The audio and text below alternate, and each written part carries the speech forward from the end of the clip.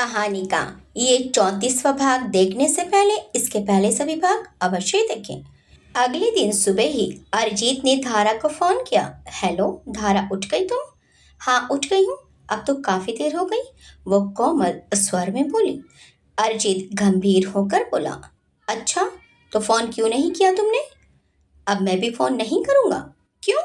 उसका गंभीर स्वर सुनकर धारा अचकचा गई। अरिजीत बोला, बस नहीं करूंगा। धारा घबरा कर बोली, लेकिन हुआ क्या है, कोई बात हुई है क्या?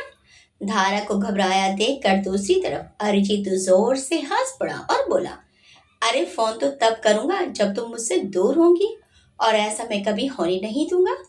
अब तो तुम हमेशा मेरे पास रहोगी। धारा उसकी बात सुनकर चेप गई। क्या आप भी ना कैसी बातें करते हो?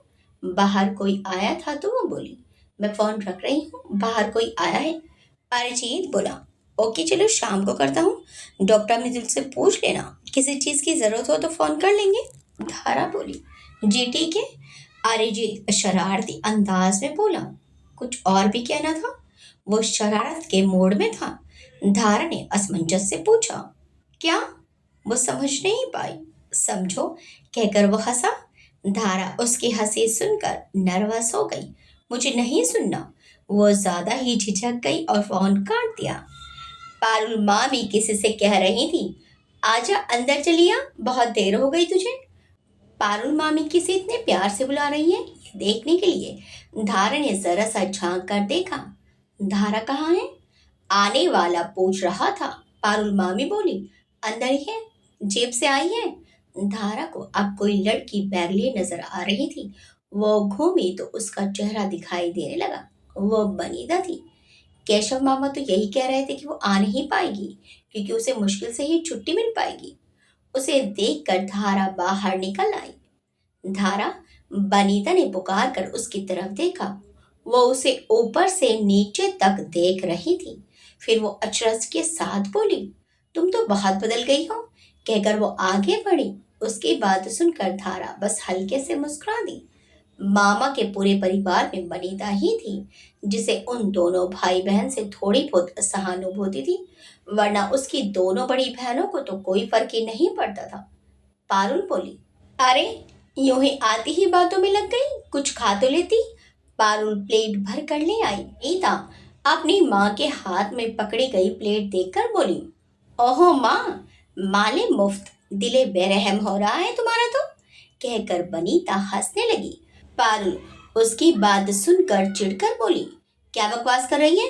दरअसल पारुल समझ नहीं पाई कि बनीता क्या कह रही है। बनीता बोली, फ्री का खाना मिल रहा है तो इतना भर लाई। कहकर वो खिलखिला पड़ी। धारा को भी रोकते रोकते हंसी आ ही गई। पारुल गुस्से में बोली, ऐसी औलाद भगवान किसी को भी ना दे, माँ की इज्जत उतारने का एक मौका नहीं छोड़ती। वो भी गुस्सा हो गई। अरे लाओ लाओ, तुम तो नाराज हो गई, लाओ दे दो, वाकई भूख लग रही है। वो अपनी हंसी रोककर बोली। पारुल ने प्लेट पटक कर वहीं रखी और बाहर निकल गई। पारुल मामी के जाने के बाद बनीता बोली, और बताओ धारा, कैसा लग रहा है? कुछ धुकुर पुकुर हो रही है दिल में? धड़कनें बढ़ रही हैं या नहीं? होने वाली जीजू का फोटो तो दिखाओ, मुझे तो पता ही नहीं कि वो कैसे दिखते हैं। वो खाते खाते बोली, तुम्हारी ट्रेनिंग कैसी चल रही है? धारा ने बात बदलते हुए कहा तो बनीता बोली, बढ़िया, देखो 8 महीने में मेरा बीएड कंप्लीट हो जाएगा, फिर सरकारी नौकरी की तैयारी करूंगी, और अगर किसी छोटे मोटे स्कूल में जॉब मिल गया तो फिर जॉब के साथ सरकारी नौकरी की तैयारी करती रहूंगी। अच्छा है, धारा ने कहा। हाँ, खाली तो बैठ ही नहीं सकते। अगर खाली बैठी तो माँ को शादी की जल्दी सताने लगेगी। भानु कहाँ है? बनीता ने पूछा। दादा के साथ पंडित जी के पास गया है। धारा ने जवाब दिया। तुम लोग तो ऐसे चले गए कि मुड़कर ही नहीं देखा। वो उसका चेहरा देखते हुए बोली।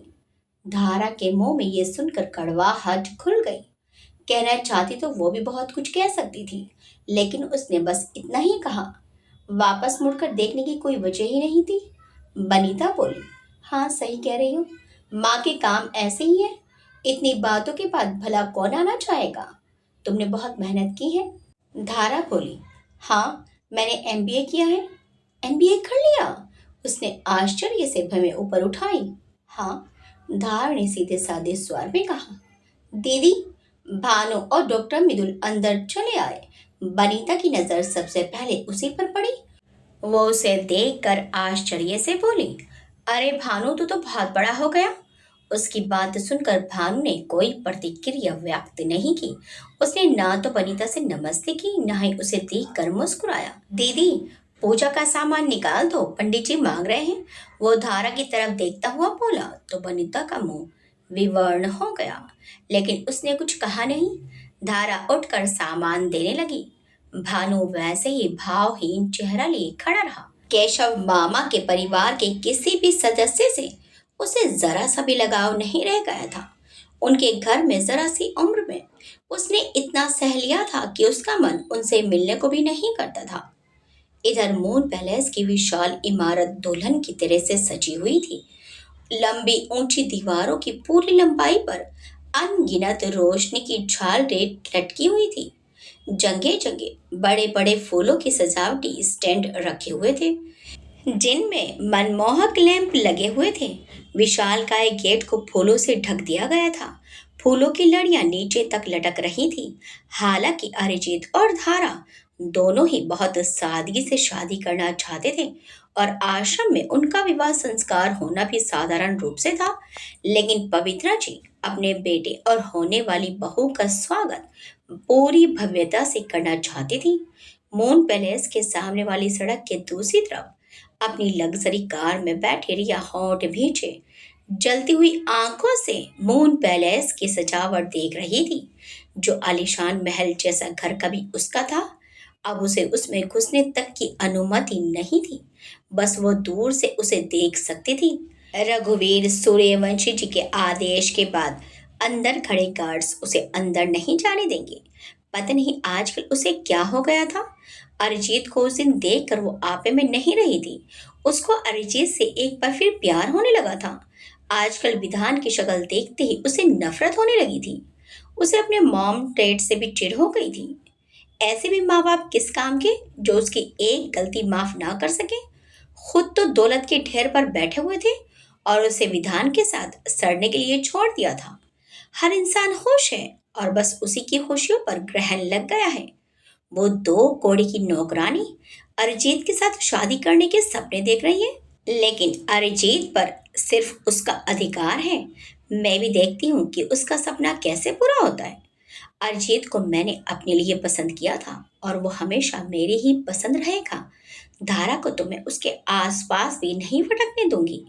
धीमे धीमे बुदबुदाती वो बिल्कुल पागल लग रही थी। और सच तो यह था कि रिया वाकई बिल्कुल पागल हो चुकी थी। विधान के ऑफिस के लिए निकलते ही वो 2-3 घंटे की ड्राइव कर मून पैलेस चली आई थी। कुछ दिनों से वो अरिजीत को स्टॉक कर रही थी। जैसे जैसे विधान अपने काम में बिजी होता जा रहा था, उसका घर में रुक पाना मुश्किल होता जा रहा था। पहले उसे अरिजीत के साथ रहने में परेशानी थी और अब उसे विधान के साथ रहने में घुटन महसूस हो रही थी। कभी ना तो उसने हाथ रोक कर खर्च करना जाना था, न अपनी आज़ादी में उसे किसी तरह का दखल चाहिए था। अब उसे वही सब झेलना पड़ रहा था। सोचा तो उसने यही था कि जर्मनी में उन्मुक्त जीवन जिएगी, लेकिन उसकी सारी उम्मीदों पर पानी फिर गया था। अपनी बढ़ती जलन के कारण उसने वहीं बैठे बैठे धारा को फोन लगा दिया। ये फोन नंबर उसने जब लिया था जब धारा मॉल में लहंगा चेंज कर रही थी। धारा ने अपना फोन सेल्स गर्ल को पकड़ा दिया था और रिया ने सेल्स गर्ल को जूस लेने भेजा तो सेल्स गर्ल ने धारा का फोन भी उसे पकड़ा दिया था। इत्तफाक से धारा के फोन में लॉक नहीं था तो रिया ने उसके नंबर से अपना नंबर डायल करके धारा का फोन नंबर ले लिया। फिर धारा के फोन कॉल हिस्ट्री से अपना नंबर डिलीट कर दिया और इस तरह से धारा का फोन नंबर उसके पास आ गया। धारा के घर में पंडित जी आए हुए थे और उसे कंगन बांधने की रस्म चल रही थी। आसपास की औरतें जुट गई थी और एक तरफ बैठकर गाना बजाना कर रही थी। धारा का फोन उसके कमरे में पड़ा था और वहीं बज बज कर बंद हो गया। गानों के शोर शराबे में रिंग की आवाज किसी को सुनाई ही नहीं पड़ी। अरिजीत की कार मून पैलेस से निकलते देखकर रिया संभल कर बैठ गई। गाड़ी ड्राइवर सुरेश चला रहा था। अरिजीत के साथ पवित्रा जी भी थी। वो लोग तेजी से निकल गए तो रिया ने अपनी कार स्टार्ट की और उनकी कार के पीछे डाल दी। पता नहीं अब इन सब से क्या हासिल होना था। उन लोगों को शहर से बाहर वाली रोड पर जाते देखकर वह समझ गई वो लोग अपने गुरुजी के आश्रम जा रहे हैं। शादी से पहले उन्हें आश्रम जाने की क्या जरूरत पड़ गई, ये सोचकर वो उनके पीछे लगी रही। अरिजीत की कार सीधे आश्रम के अंदर चली गई और वो बाहर खड़ी होकर आश्रम में हो रही साफ सफाई देख रही थी। आश्रम में कोई धार्मिक आयोजन होगा, उसने सोचा, क्योंकि पुरोहित जी के आश्रम में इस तरह के प्रोग्राम होते रहते थे। उसे तो ये ख्याल भी नहीं आया था कि रघुवीर सूर्यवंशी जी जैसा बड़ा उद्योगपति अपनी बेटी की शादी उस साधारण से आश्रम में करेंगे। अरिजीत और पवित्रा जी कल के सारे अरेंजमेंट्स चेक करने आए थे। उनको पुरोहित जी से भी पूछना था कि वहाँ किसी बात की कमी तो नहीं थी। आश्रम को अभी गेंदे के फूलों और आम की पत्तियों से सब जगह सजाया जाना था। वहां पर बहुत ज्यादा सजावट शोभनीय नहीं लगती, इसलिए बहुत ही सादे ढंग से सब काम किया जा रहा था। अगले दिन अरिजीत और धारा की शादी थी, ये बात रिया को पता नहीं थी। रिया के फोन पर विधान की कॉल आ रही थी। एक दो बार तो उसने इग्नोर किया, लेकिन जब फोन बजता ही रहा तो उसने चिल्लाकर कॉल पिक कर ली। वो चीख कर बोली, क्या आफत आ गई विधान, एक बार फोन नहीं उठा रही हूँ इसका मतलब कहीं व्यस्त हूँ। थोड़ा सा भी पेशेंस नहीं है क्या तुम्हें? मैं सैलून आई थी, हेयर स्पा करवा रही हूँ, थोड़ी देर में बात करती हूँ, विधान बोला। मम्मी सीढ़ियों से स्लिप हो गई हैं, जहां कहीं भी हो जल्दी सिटी हॉस्पिटल आ जाओ, विधान ने ठंडे स्वर में कहा और फोन काट दिया। उफ, जरा भी चैन नहीं है मेरी जिंदगी में, इनको भी अभी सीढ़ियों से गिरना था, उसने दांत पीसते हुए कहा और कार स्टार्ट कर फुल स्पीड पर कार सड़क पर दौड़ा दी। रिया ने बहुत तेज कार चलाई, फिर भी उसे हॉस्पिटल पहुंचते पहुंचते 3 घंटे लग गए। हॉस्पिटल में विधान के पापा और विधान आईसीयू के बाहर ही खड़े मिल गए।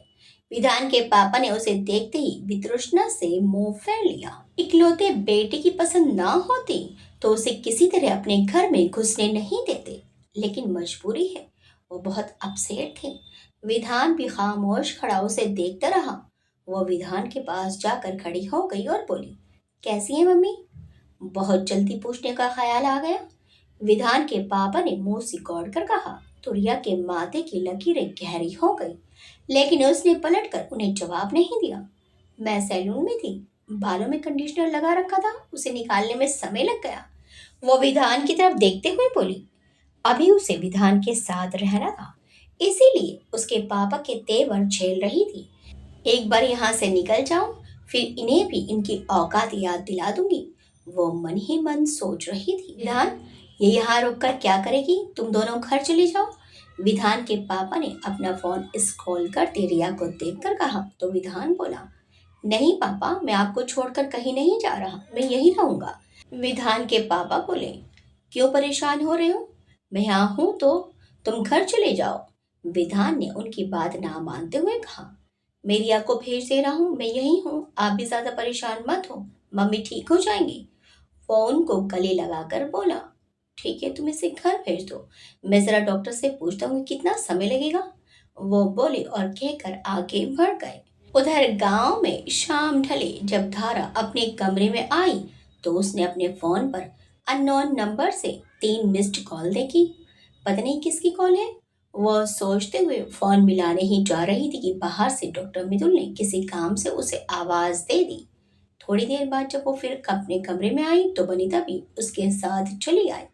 बातों में फोन की तरफ उसका ध्यान ही नहीं गया।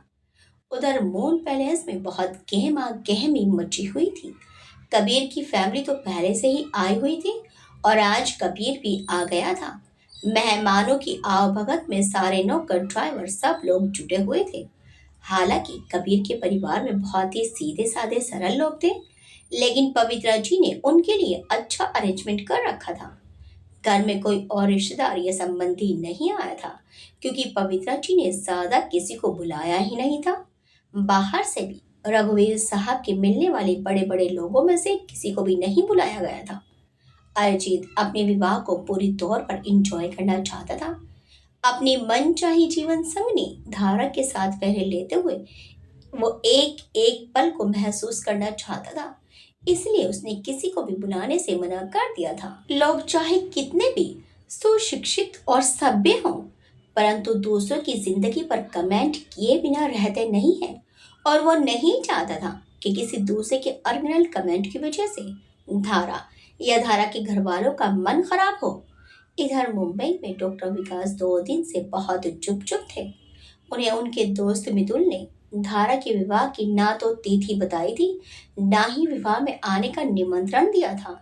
लेकिन फिर भी उन्हें कुछ कुछ एहसास हो रहा था कि इन्हीं दिनों में धारा और अरिजीत का ब्याह होना था। कुणाल एक मेडिकल कॉन्फ्रेंस में बेंगलुरु गया हुआ था। बहुत दिनों से उसने ना तो धारा और ना ही भानु वगैरह का नाम लिया था। उसके घर के लोग भी उसके सामने बीती हुई कोई बात नहीं करते थे, परंतु उसके दिल में क्या चल रहा है ये तो उसके सारे करीबी लोग समझ ही जाते हैं। कुणाल फिर से अपनी जिंदगी उसी तरह से जीने की कोशिश कर रहा था। वो धारा को कभी याद ही नहीं करना चाहता था, लेकिन उसकी बड़ी बड़ी भोली आंखों की छवि उसके दिल से जाती ही नहीं थी। इधर गांव में रात में अरिजीत का फोन आया तो धारा बहुत थकी हुई थी। उसकी आवाज से ही थकान पता चल रही थी। इन दिनों घर में हर समय कोई ना कोई आता जाता रहता था। अड़ोस पड़ोस की औरतें गीत गाने के लिए इकट्ठी हो जाती थी। छोटी छोटी कोई ना कोई रस्म होती रहती थी। और वैसे भी सब लोग यही चाहते थे कि धारा को अपने परिवार की कमी ना खले। धारा और उसके दादा भी उनकी भावनाएं समझ रहे थे, इसलिए डॉक्टर मिथुन और धारा ने उनकी किसी भी बात से इनकार नहीं किया। अरिजीत बोला, आज बहुत थकी हुई लग रही हूँ। अरिजीत उसकी आवाज से ही उसकी हालत समझ गया।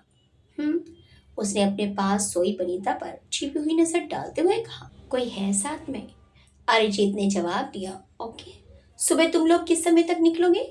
सुबह 11 बजे का मुहूर्त है, तो सुबह यहाँ से जल्दी निकलेंगे, धारा ने कहा। धारा, उसने भाव भरे स्वर में पुकारा। धारा के दिल में कुछ हुआ। कल हम दोनों की शादी है। वो भावुक हो गया। मुझे अभी भी सब कुछ एक सपने जैसा लग रहा है। मुझे भी। धारा का स्वर और धीमा हो गया। अरिजीत बोला, तुम मेरी जिंदगी में इतनी आसानी से आ जाओगी सोचा नहीं था। तुम्हें इतना प्यार करना चाहता हूँ कि तुम अपने सारे दुख भूल जाओ। तुम्हें और भानु को अब मैं कोई परेशानी नहीं होने देना चाहता। तुम्हें कभी तिनका भी चुभने नहीं देना चाहता। बहुत प्यार करता हूँ तुमसे। तुम्हारे बिना अपने जीवन की कल्पना भी नहीं कर पाता। धारा, मुझे कभी छोड़ मत देना। तुम्हारे बिना जी नहीं पाऊंगा मैं। अरिजीत की बात सुनकर धारा के गालों पर आंसू बह आए। ठीक यही एहसास उसके दिल में थे। अरिजीत के लिए प्यार तो शुरू से ही था। बस पवित्र जी की बातों की कड़वाहट ने उसे बुरी तरह चोट लगाई थी। अरिजीत के एक्सीडेंट के बाद उसे खून में लथपथ देखकर उसे लगा जैसे उसकी खुद की जान निकल गई हो।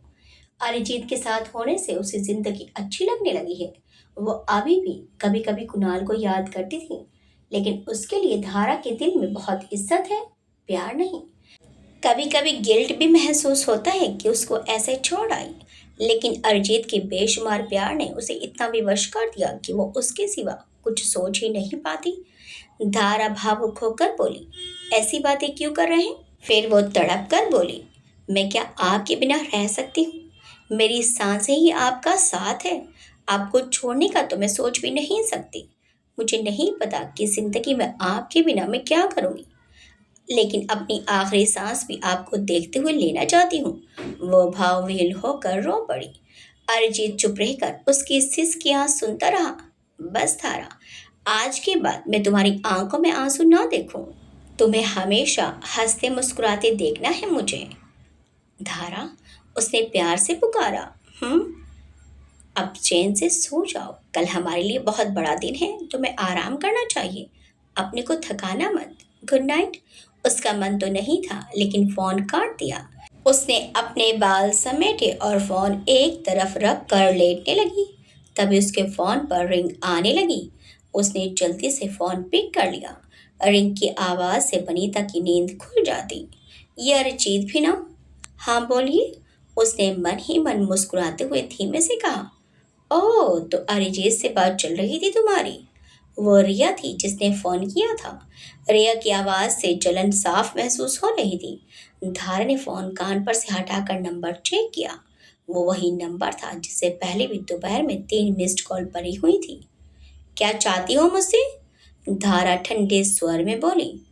तुमसे कुछ चाहूं? ऐसे बुरे दिन नहीं आए हैं रिया के? वो दर्द भरी आवाज में बोली। फिर तुमने मुझे क्यों फोन किया है? धारा ने खड़े स्वर में पूछा। मैंने तुम्हें समझाने की बहुत कोशिश की, लेकिन लगता है तुम्हारी समझ में नहीं आया। दूसरे के पति पर डोरे डालते शर्म नहीं आती तुम्हें? वो घृणा भरे स्वर में बोली तो धारा गुस्से में बोली। शराब। अरिजीत तुम्हारे पति थे? तुम तलाक लिए बिना ही विधान के साथ भाग गई थी, याद आया? बहुत लंबी जबान चल रही है तुम्हारी। रिया धारा की बात सुनकर तिल मिला उठी। अभी जबान देखी कहाँ है तुमने? आइंदा यहाँ फोन मत करना, वरना तुम्हारे लिए अच्छा नहीं होगा। वो कठोर होकर बोली। क्या कर लोगी तुम? वो चीख पड़ी। आज विधान और उसके पापा दोनों हॉस्पिटल में ही रुके थे। इतने बड़े घर में वो बिल्कुल अकेली थी, इसीलिए आराम से कुछ भी बोल सकती थी। मैं अपनी पर आ गई तो तुम्हें यहाँ से भगाकर ही दम लोगी। अरिजीत से दूर रहो तुम। तुम्हें अरिजीत से क्या लेना है? तुम्हारा डिवोर्स हो चुका है, अब क्या चाहती हो? धारा ने उसे आईना दिखाया। मेरी जिंदगी की सबसे बड़ी गलती थी अरिजीत को छोड़ना। अब मैं वापस आना चाहती हूँ। तुम यहाँ से वापस अपने गांव चली जाओ। वो धारा को आदेश देते हुए बोली। तो धारा गुस्से में बोली। फालतू की बकवास मत करो। तुम जैसी घटिया लड़की से पहले ही बात नहीं करनी चाहिए थी। धारा को भी अब गुस्सा आ गया। धारा की बात सुनकर रिया भड़क गई। अच्छा, अपनी औकात भूल गई हो क्या? धारा गुस्से से बोली। मुझे मेरी औकात याद दिलाने से पहले अपनी औकात याद कर लो। बहुत रिस्पेक्टफुली बात कर ली तुमसे, लेकिन तुम्हें इज्जत रास नहीं आई। तुम अरिजीत को छोड़ोगी कि नहीं? उसने धारा को धमकाते हुए कहा तो धारा बोली। मैं तुम्हारी कोई बकवास नहीं सुनना चाहती। आज के बाद अगर मुझे फोन किया तो पुलिस कंप्लेंट करूंगी, समझी तुम? कहकर उसने गुस्से से दमदमा कर फोन काट दिया। क्या हुआ? किसका फोन है? तेज आवाजों से बनीता की नींद खुल गई थी। कुछ नहीं, सॉरी तुम्हारी नींद खराब हो गई। उसने अपने को संभाल लिया। धारा, कोई परेशानी है क्या? बनीता ने हमदर्दी भरे स्वर में पूछा तो धारा बोली। नहीं, सो जाओ तुम। धारा ने मुंह फेर लिया और अपनी आंखें बंद कर ली। उसकी आंखों में अटके हुए आंसू उसके गालों पर बह आए। उसने अपने गाल अपनी हथेली से पोंछ लिए। वो किसी के आगे कमजोर नहीं पड़ेगी। रिया ने अगली बार फोन किया तो वो सीधे पुलिस में शिकायत करेगी। अब वो पहली वाली धारा नहीं है जो सिर झुकाकर सबकी बातें सुनती रहे। जरूरत पड़ी तो ईंट का जवाब पत्थर से देगी। गहरी सांस लेकर वो सोने की कोशिश करने लगी। कल उसकी जिंदगी का बहुत इंपॉर्टेंट दिन है और वो किसी भी वजह से अपना मूड नहीं खराब कर सकती। अगले दिन सुबह अरिजीत धारा को लेकर आने की जिद पर अड़ा था और पवित्रा जी उसे रोक रही थी। लेकिन तुम्हें जाने की क्या जरूरत है? सुरेश है, पवन है, किसी को भी भेज दो। पवित्रा सूर्यवंशी जी ने जोर देते हुए कहा। मॉम, अभी केवल 7 बजे हैं। मैं उन लोगों को लेकर 9:30 बजे आश्रम में छोड़ दूंगा। फिर भी काफी समय बचेगा। आप तब तक अपनी तैयारी कर लीजिए। पवित्रा सूर्यवंशी जी किंचित चिढ़कर बोली। हाँ, जैसे मुझे ही तो दूल्हा बनकर बैठना है। अरे तैयारी अभी तो तुम्हारी ही करनी है। वो मन ही मन बुदबुदाई। बिल्कुल दीवाना हो गया है। कबीर अरिजीत और पवित्रा जी की बातें सुनकर बोला। अरे आप परेशान मत होइए, मैं अरिजीत भाई के साथ चला जाता हूँ। वो अकेले भी नहीं होंगे और मैंने समय से ले भी आऊंगा। कहकर कबीर ने मुस्कुराते हुए उनकी तरफ देखा। पवित्रा जी को कबीर का आइडिया बहुत पसंद आया। उन्होंने कबीर और अरिजीत के साथ जाने पर सहमति दे दी। वो लोग बाहर आए तो देखा रघुवीर साहब नौकरों से लॉन की सारी लाइट्स चेक करवा कर देख रहे थे। ये देखकर अरिजीत का मन भर आया। उसके डैड कभी इन छोटी मोटी चीजों पर ध्यान नहीं देते थे, लेकिन उसकी खुशी के लिए आज हर चीज चेक कर रहे थे। उन दोनों पर नजर पड़ते ही वो मुस्कुरा दिए। जब वो लोग गांव पहुंचे तो धारा का सामान रखा जा रहा था। धारा गांव की एक दो बड़ी बूढ़ी महिलाओं के साथ मंदिर में देवता का आशीर्वाद मांगने गई हुई थी। वो लोग भी निकलने को तैयार ही थे। अरिजीत को देखते ही सबके चेहरे खिल गए। गांव में धारा को विदा करने वाले ग्रामीणों की भीड़ भी थी। धारा ने आज लाल सुनहरी किनारे की सफेद साड़ी पहनी हुई थी। मेहंदी रचे हाथों में चूड़ियां पहन रखी थी। बालों को मोड़कर सादा सा जूड़ा बनाया हुआ था, जिसमें वनीता ने जबरदस्ती फूलों का गजरा बांध दिया था। उसकी शर्म से झुकी पलकें, उजला गोरा मुंह और उस पर अटखेलियां करती घुंघराली लटें बहुत ही मोहक लग रही थी। उसने अभी हल्की फुल्की ज्वेलरी पहन रखी थी, जिसने उसे बिल्कुल बदल कर रख दिया था। ऐसा लग रहा था कि किसी सिद्ध हस्त कलाकार ने अपनी कूची से दो चार रंग इधर उधर कर एक अनुपम कलाकृति तैयार कर दी हो। अरिजीत स्तब्ध सा खड़ा उसे देखे जा रहा था। कबीर ने धीरे से उसका हाथ पकड़कर उसे हिलाया। चूंकि सब लोगों की नजर धारा पर ही थी, इसीलिए अरिजीत पर किसी का ध्यान नहीं गया। भानु बोला, दादा, सब सामान रख दिया है। भानु बहुत जिम्मेदारी से सब काम कर रहा था। चलो फिर चलते हैं, डॉक्टर मितुल ने व्यस्तता से कहा। धारा को लेकर वो लोग निकल पड़े।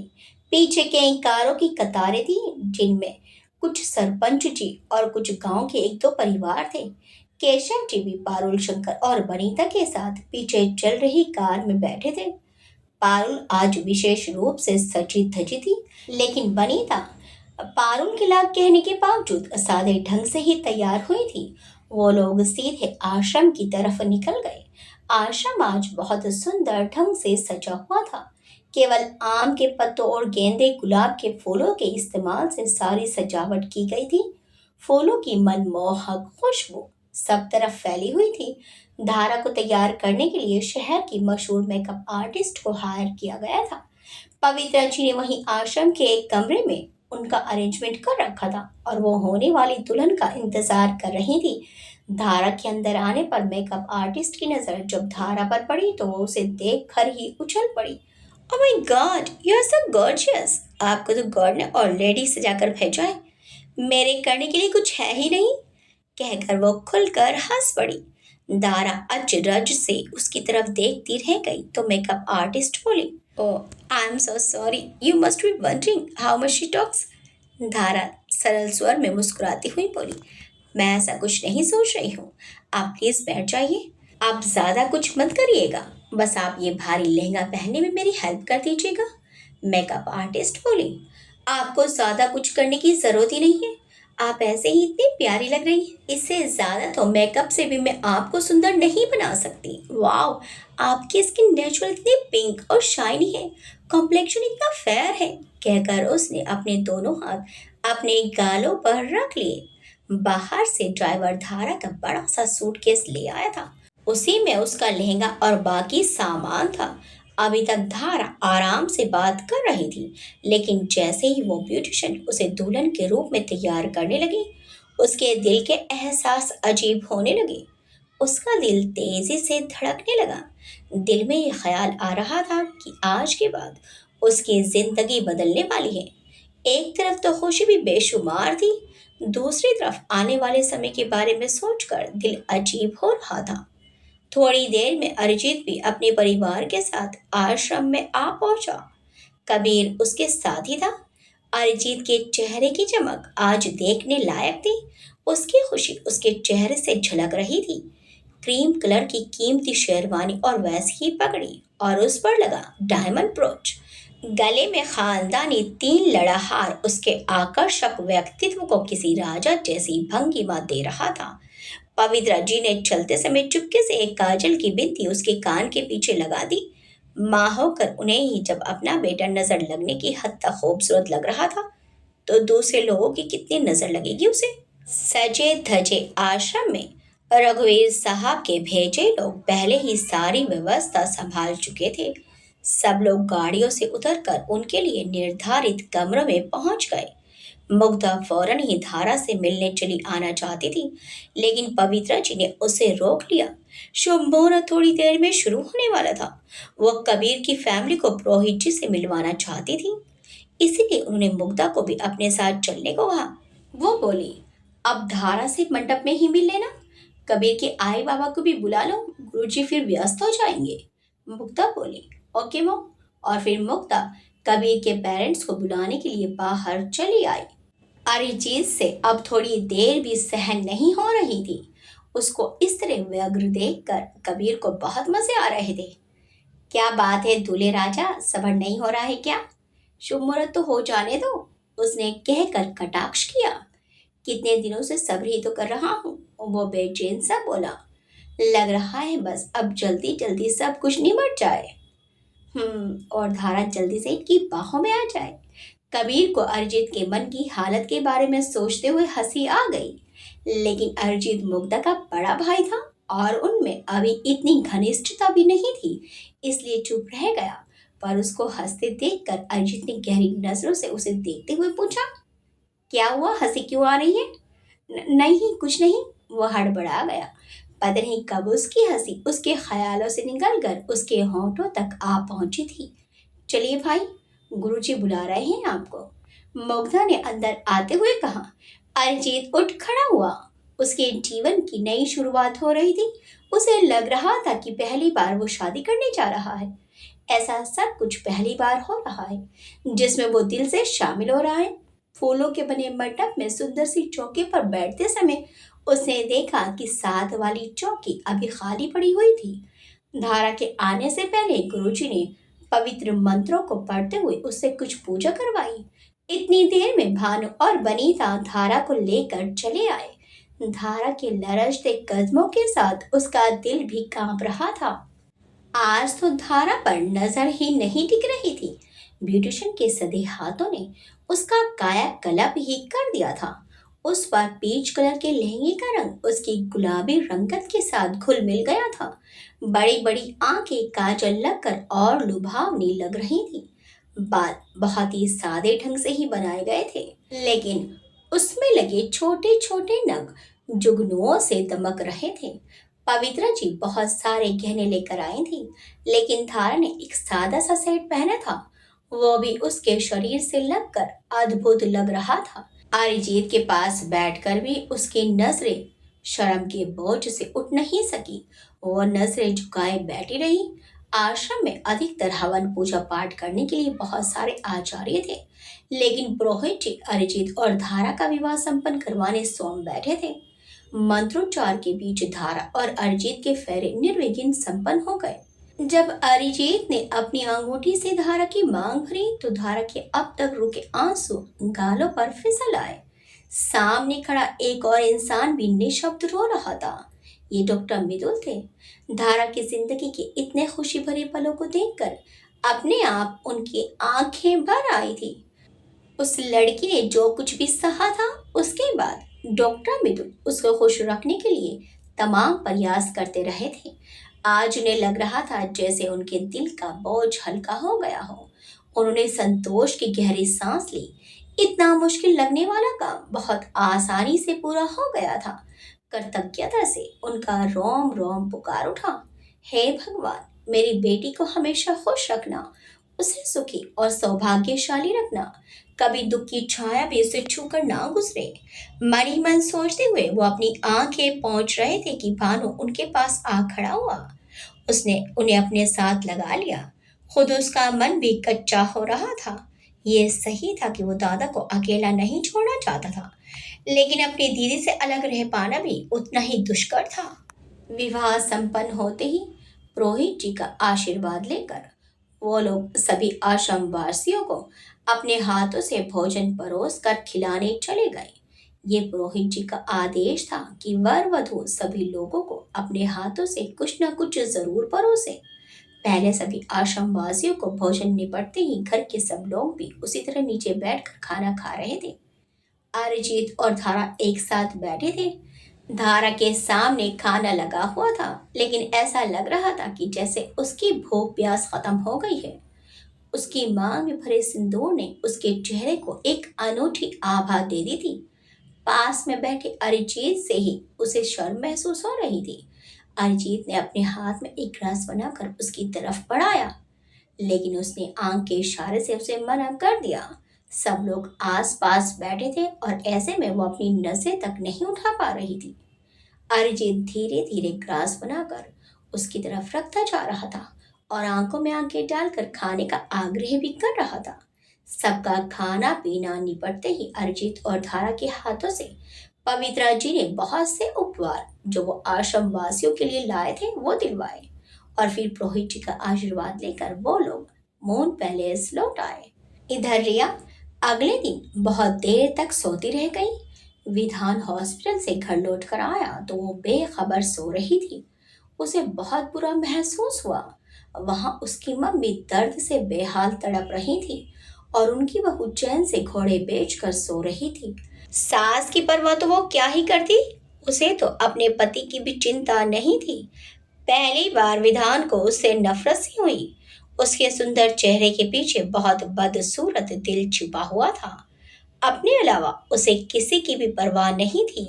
और रिश्ता ना होते हुए भी इंसानियत के नाते ही लोग गैरों तक का ध्यान रख लेते हैं। और एक तरफ रिया है जिसे अपने सुख सुविधाओं के सिवा किसी बात का ध्यान नहीं रहता। जब तक वो नहा धोकर तैयार हुआ, मैड ने हॉस्पिटल ले जाने के लिए चाय और दलिया तैयार कर दिया था, क्योंकि उसकी मम्मी ने हॉस्पिटल का खाना खाने से इनकार कर दिया था। उसका ब्रेकफास्ट डाइनिंग टेबल पर सजा हुआ था। जल्दी जल्दी थोड़ा सा कुछ खाकर और मम्मी के लिए चाय और दलिया लेकर वो बाहर निकलने लगा कि रिया जी भाइयाँ लेते हुए बेडरूम से बाहर निकली। तुम कब आए? उसने आंखें बड़ी करके पूछा। देर हो गई, मैं निकल रहा हूँ। पापा मेरे हॉस्पिटल पहुंचने के बाद वहां से निकल पाएंगे, उन्हें ऑफिस में जाना है। उसकी बात का जवाब ना देकर वो रुके स्वर में कहता हुआ बाहर निकल गया। मेरे लिए एक ब्लैक कॉफी लेकर आओ, उसने किचन में काम करते हुए मैट से कहा और अपना फोन स्क्रॉल करने लगी। उसे तो पता ही नहीं था कि आज धारा और अरिजीत की शादी है, वरना वो शादी रोकने के लिए कुछ ना कुछ खुराफात जरूर करती। इधर मून पैलेस में धारा के भव्य स्वागत के लिए पवित्र सूर्यवंशी जी और मुग्धा पहले ही मून पैलेस चली गई थी। भानु और डॉक्टर मिथुन को पुरोहित जी ने आज आश्रम में ही रोक लिया था। केशव जी, पारुल शंकर और वनीता अपने घर लौट गए थे। उन लोगों ने तो धारा के लिए कुछ किया नहीं था, लेकिन फिर भी पवित्र सूर्यवंशी जी ने उन लोगों को बहुत सारे उपहारों और कपड़ों आदि के साथ विदा किया था। उनकी कारों का काफिला वहां पहुंचते ही पूरा मून पैलेस संगीत की मधुर धुन से गूंज उठा। विवाह संस्कार के दौरान बिल्कुल भी बैंड बाजी का प्रयोग नहीं किया गया था और यहाँ मून पैलेस में भी हल्की हल्की मधुर धुन बज रही थी। बाहर वाले गेट के अंदर घर में प्रवेश करने वाले रास्ते पर गुलाब के फूल बिछे हुए थे। इस समय तक हल्का हल्का सुरमई अंधेरा हो चला था, इसीलिए लाइट्स जला दी गई थी। पूरा मून पैलेस अनगिनत रोशनी के जुगनों से सजा जगमगा रहा था। भीनी भीनी फूलों की मनमोहक खुशबू अजीब सा जादुई असर डाल रही थी। अंदर जाने से पहले एक विशाल काय रंगोली बनाई गई थी। वहीं पर पवित्र सूर्यवंशी जी और मुक्ता मुस्कुराते हुए देख रही थी और पास में ही रूपाली और नीतू आरती का थाल लिए खड़ी थी। धारा और अरिजीत के आगे बढ़ते ही रूपाली ने आरती की थाली पवित्र जी के हाथों में दे दी। धारा का चेहरा झुका हुआ था। पवित्रा जी ने अरिजीत के माथे पर तिलक लगाकर प्यार से धारा का चेहरा ऊपर उठाया और उसके माथे पर भी रोली लगा दी। आरती खताल पकड़े हुए उनके चेहरे पर बहुत प्यारी सी मुस्कान थी। आज सही मायनों में उनके बेटे का घर बसा था। अपने बेटे के चेहरे पर यह खुशी देखने के लिए उन्हें बहुत इंतजार करना पड़ा था। दोनों की आरती करने के बाद उन्होंने धारा से चावल भरा कलश गिराकर अंदर आने को कहा। धारा ने कलश को पैर से गिराया और फिर दोनों पवित्रा जी के पैरों पर झुक गए। वो उन्हें सीधे मंदिर की तरफ ले गई और भगवान के आगे शीश झुकाने को कहा। धारा से उन्होंने वहां रखा दीपक जलाने को कहा। ऐसा ही उजाला तुम दोनों के जीवन में फैले, हमेशा खुशियों से तुम्हारा दामन भरा रहे, पवित्रा जी के दिल से निकला। मुग्धा, धारा को उसके रूम में ले जाओ, थक गई होगी, पवित्र जी ने कहा तो मुग्धा धारा को लेकर ऊपर जाने लगी। अरिजीत का फोन बजने लगा तो वो अपना फोन लेकर वहीं सोफे पर बैठ गया। पवित्र जी किचन की तरफ चली गई। वो नीतू से कुछ बात कर रही थी। हेलो जी, मैं अरिजीत बोल रहा हूँ, आप कौन? वो एक अनजान नंबर पर परिचित स्वर सुनकर बोला। लीजिए बात करिए, उसने बोला। पता नहीं कौन था, उसने अपना नाम भी नहीं बताया और फोन किसी और को पकड़ा दिया। हेलो, अरिजीत, मैं रिया। प्लीज फोन मत काटना, मुझे तुमसे बहुत जरूरी बात करनी है, वो गिड़गिड़ाते हुए बोली। उसकी आवाज सुनकर अरिजीत का मन गुस्से से भर गया। रिया का दिमाग खराब हो गया है क्या? अब क्या बचा रह गया था जो वो इस तरह से फोन कर रही है? रिया, मेरी बात सुनो। मुझे तुमसे कोई बात नहीं करनी है। बार बार मुझे परेशान करना बंद करो, वो गुस्से से बोला। तो वो नर्म स्वर में बोली, अरिजीत, प्लीज, मैं तुम्हारे बिना नहीं रह पाऊंगी, मुझे माफ कर दो यार। मैं तुम्हारे पास वापस आना चाहती हूँ, तुम उस धारा से शादी मत करो। मैं बहुत बदल गई हूँ, मैं तुम्हें बहुत प्यार करती हूँ। प्लीज, पास्ट को भूल जाओ। वो बोल रही थी कि अरिजीत ठंडे स्वर में बोला, तुमने देर कर दी रिया। और वैसे भी ये सब कुछ जब क्यों याद नहीं आया जब तुम मुझे छोड़कर भाग गई थी। अब तुम्हारे लिए कुछ भी नहीं है यहाँ, क्योंकि मैंने और धारा ने आज सुबह ही शादी कर ली है और मैं बहुत खुश हूँ। आइंदा यहाँ फोन मत करना, कहकर उसने फोन काटते ही वो नंबर ब्लॉक कर दिया। अरिजीत, मेरी बात सुनो, इसलिए फोन मत काटो, वो चिल्लाई, पर तब तक अरिजीत फोन काट चुका था। उसने गुस्से में फोन नीचे फर्श पर फेंक दिया, जो सामने खड़े उसके ससुर के पैरों से टकराया। शायद वो अभी अभी ऑफिस से लौटे थे। उन्हें देखकर रिया का चेहरा सफेद पड़ गया। उसका दिल डूबने लगा। उसने माली से फोन मिलवा कर बात करवाने को कहा था। अभी विधान के लौटने का डर नहीं था, इसीलिए वो इत्मीनान से तेज आवाज में बात कर रही थी। वो पता नहीं कब आकर खड़े हो गए। उन्होंने एक बार अपने कदमों के पास पड़े फोन को देखा और बिना रिया की तरफ दृष्टिपात किए अपने कमरे की तरफ चले गए। उनकी भाव भंगिमा से रिया समझ नहीं पाई कि उन्होंने उनकी बातें सुन ली हैं या नहीं। उसकी उनसे कुछ कहने या सफाई देने की हिम्मत नहीं हुई।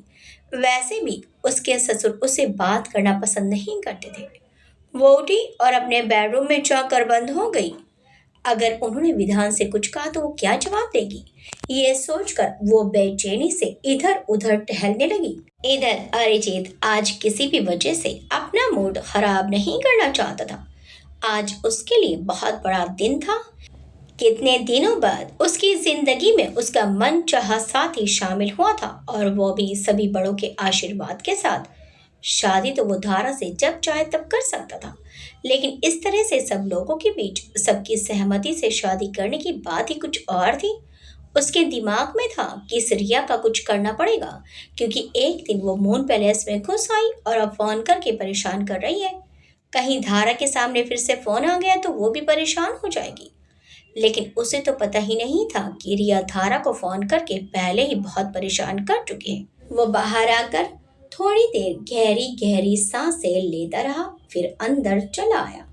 धारा को बड़े से बेडरूम में छोड़कर थोड़ा आराम करने को कहकर मुग्धा बाहर निकल गई। कबीर और कबीर का परिवार भी जाने वाले थे, उसे उन्हें भी देखना था। उधर कहाँ भाई, अभी कुछ पूजा होनी है, वहां कहाँ चले? अरिजीत को धारा के रूम की तरफ जाते देखकर मुग्धा ने मुस्कुराते हुए कहा। अरिजीत अचकचा गया। बस यूं ही जरा देखने जा रहा था, वो ठिठक कर रुक गया। मुग्धा बोली, जाओ, जस्ट किडिंग, कहकर वो खिलखिला पड़ी। धारा बहुत थकी हुई थी, फिर भी उसे लेटने का मन नहीं कर रहा था। एक तो इतने भारी भरकम कपड़ों में उसे उलझन हो रही थी, ऊपर से भानु और डॉक्टर मृदुल की रह रह कर याद आ रही थी। अभी तो ठीक से 2-3 घंटे भी नहीं हुए थे उनके पास से आए हुए, लेकिन मन कर रहा था कि वो भागकर उनके पास चली जाए। किसी भी लड़के के लिए ये मरहला सबसे कठिन होता है, जब उसे अपने परिवार को छोड़कर एक दूसरे घर में जाकर बसना पड़ता है। दिल में टीस लिए वो पति का प्यार मन में लिए एक नए माहौल में रचने बसने की पूरी कोशिश करती है। ऐसे में अगर पति के प्यार के साथ ससुराल में अनुकूल वातावरण मिल जाता है तो वो खिल उठती है।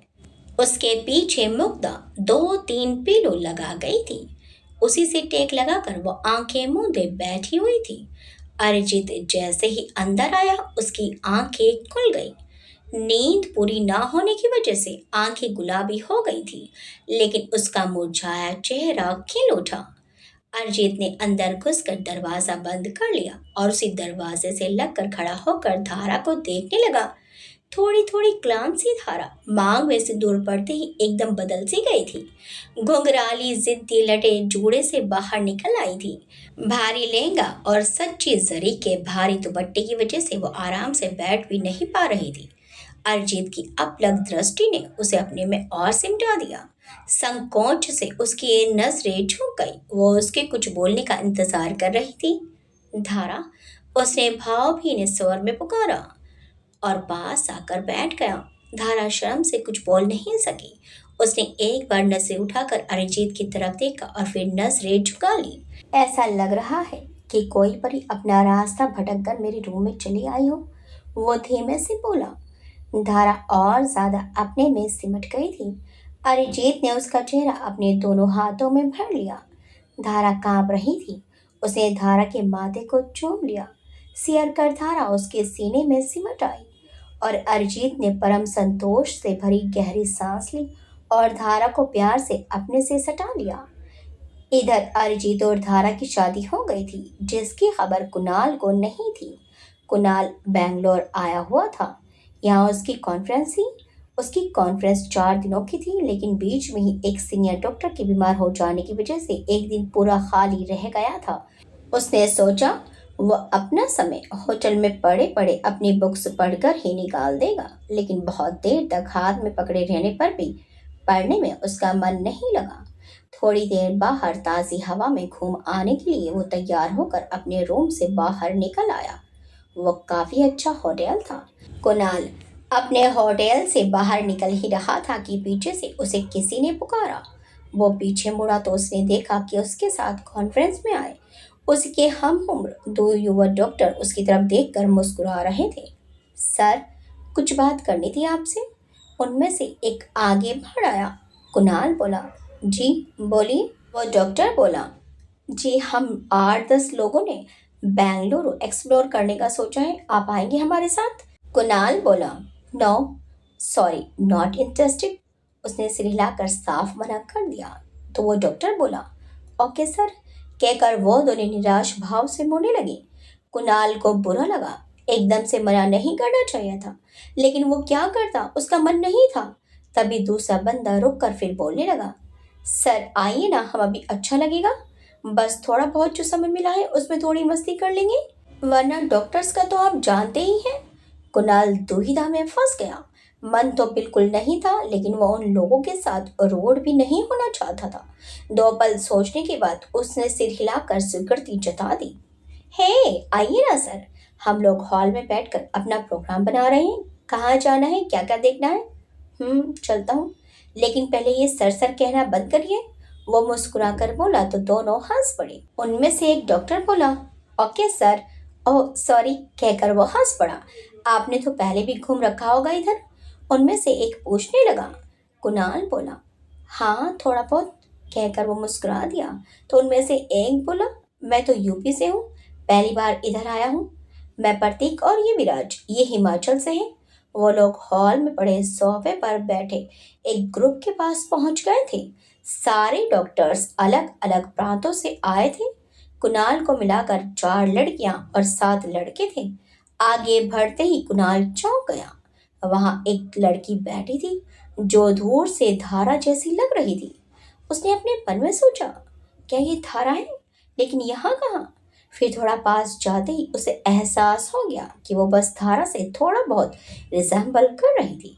उसका साइड लुक और बाल वगैरह थोड़ा थोड़ा धारा की तरह लग रहे थे, लेकिन जैसे ही उसने मुंह घुमाया तो सामने से देखने पर वो बिल्कुल अलग लगी, पर थी बहुत सुंदर। यहाँ धारा कहाँ से आएगी सब डॉक्टरों के बीच? कुणाल गहरी सांस भरकर मुस्कुराता हुआ आगे बढ़ आया। सबका आपस में इंट्रोडक्शन करवाया गया और कहाँ से आए हैं संक्षेप में ये बताया गया। फिर सब लोग आपस में बातें करके ये डिसाइड करने लगे कि पहले कहाँ जाया जाए। कुणाल खामोश से बैठा हुआ उनकी बातें सुनता रहा। इधर अरिजीत धारा को सीने से लगाए बैठा था। चेंज कर लो, अरिजीत ने उसे वैसे ही अपने सीने से लगाए हुए कहा। ऐसे भारी भरकम कपड़ों में अनकंफर्टेबल लग रहा होगा। धार ने सर तो हिलाया लेकिन उठने का प्रयत्न नहीं किया।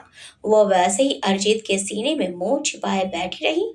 अरिजीत थोड़ा सरक गया और उसने धारा का सिर अपनी गोद में रख लिया। धीरे धीरे वो उसके भारी भरकम जरी के दुपट्टे में लगी पिन निकालने लगा। धारा उन्नीदी सी हल्की सी मुस्कान होठों पर लिए आंखें मूंदे उसके हाथ अपने बालों पर महसूस करती रही।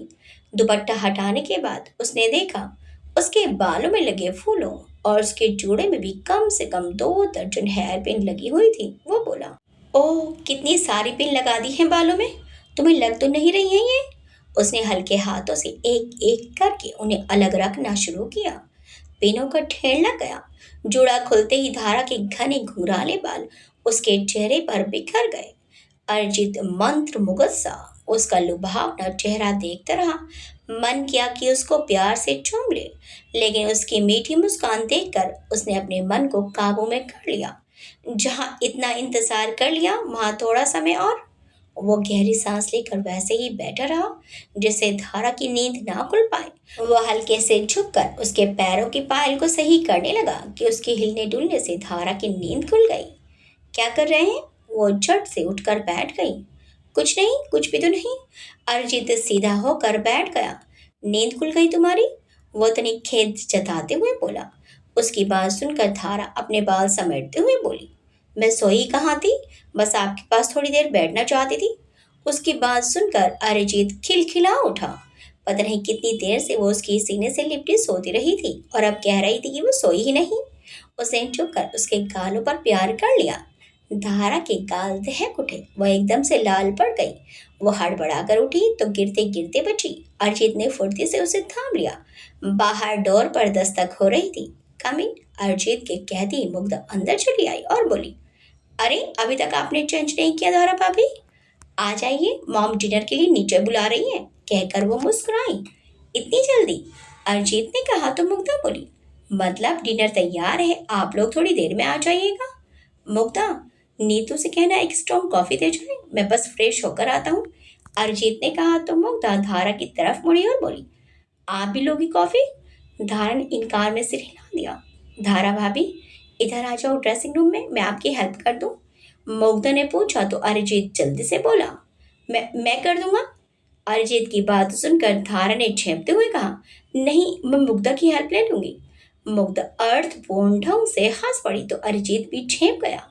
उसका वैसा कोई मतलब नहीं था। वो झेपते हुए बोला, मैं नीचे जा रहा हूँ, वहीं कॉफी पी लूंगा, तुम लोग अपना काम कर लो।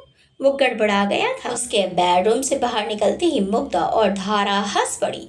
धारा को काफी समय लग गया अपने भारी भरकम कपड़ों को चेंज करने में। आखिर में उसने अपना एक सिंपल सा सूट निकाल कर पहना तो उसकी जान में जान आई।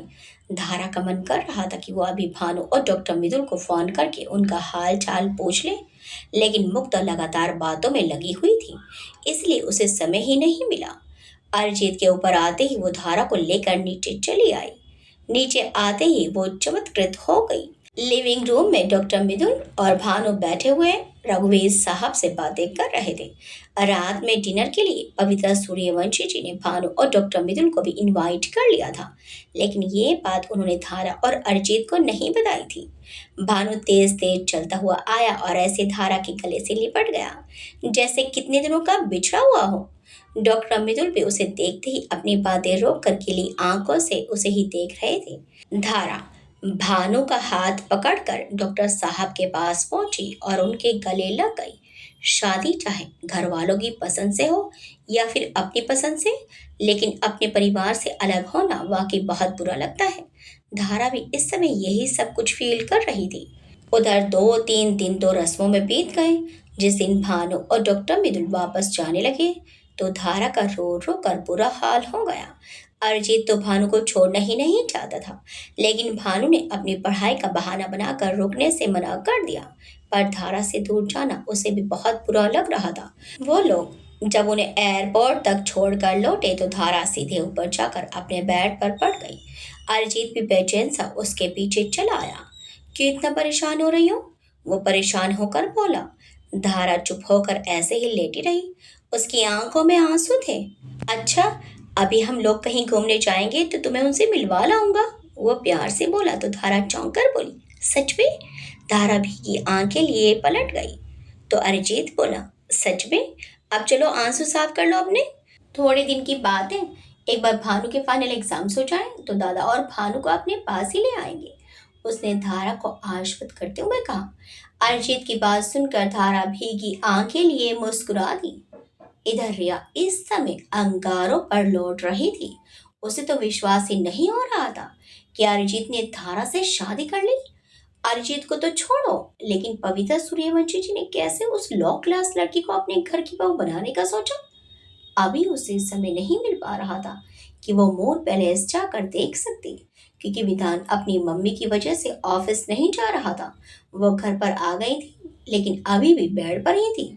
एक नर्स उनकी देखभाल के लिए रखी गई थी। रिया तो औपचारिकता के नाते दिन में 2 बार उनके हाल चाल पूछ लेती थी। ना तो उसे उनके लिए कुछ करना आता था और ना ही वो कुछ करना चाहती थी। विधान के व्यवहार में कुछ ज्यादा अंतर नहीं आया था, इसलिए रिया को इत्मीनान हो गया था कि विधान के पापा उस दिन कुछ सुन नहीं पाए और उन्होंने विधान से कुछ नहीं कहा। इधर आज कई दिनों बाद विधान ऑफिस गया तो फौरन ही रिया भी निकल पड़ी। अपनी कार हवा में उड़ाती सी वो मून पैलेस चली आई। वहां बाहर से बिल्कुल शांति दिखाई दे रही थी। गेट पर गार्ड्स तैनात थे, लेकिन अंदर कोई हलचल नहीं पता चल रही थी। वो 2-3 घंटे वहीं कार में बैठे बैठे गेट की तरफ देखती रही, लेकिन कुछ पता नहीं चल पाया। वो निराश होकर वापस लौट आई। इतने दिनों से उसे अरिजीत की बिल्कुल चिंता नहीं थी, ना ही उसने कभी उसके बारे में सोचा था। लेकिन धारा के बारे में सुनते ही उसके तन बदन में आग लग गई। वो पता नहीं किस ऑब्सेशन के तहत मौका मिलते ही मून पैलेस पहुंचने लगी। अरिजीत और धारा अपने हनीमून के लिए सेशल्स गए हुए थे। उन्हें पता ही नहीं था कि रिया इस तरह से घर के चक्कर काट रही है।